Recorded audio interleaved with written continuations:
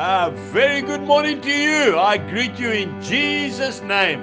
It is Saturday morning, the 16th of July, the year 2022, and this is your friend, Angus Buchan, with a thought for the day. If we go to the first book of Timothy, chapter 6, and I'm reading from verse 6. Now, godliness with contentment is great gain. For we brought nothing into this world, and it is certain we can carry nothing out. And having food and clothing, with these we shall be content. I looked up the Oxford Dictionary to find out the literal meaning of the word contentment. It means a state of peaceful happiness or satisfaction. But remember, this does not come naturally. No, it has to be learned, and normally through hardship.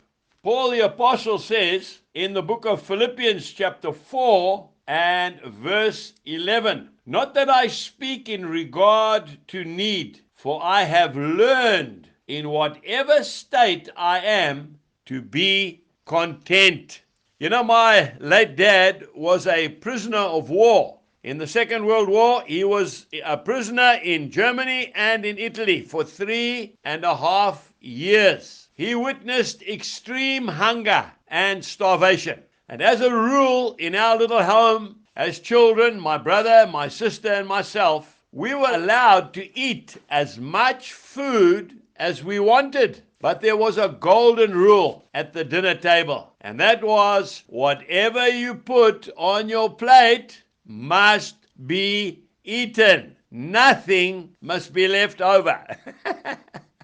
I remember him saying it like it was yesterday. And that has been handed down to my own children, by myself, and even my little grandchildren when they come to visit. I've often overheard them whisper to their little friends when they come to visit Kulu and Goko, which is Zulu for granddad and granny. Everything you put on your plate must be eaten.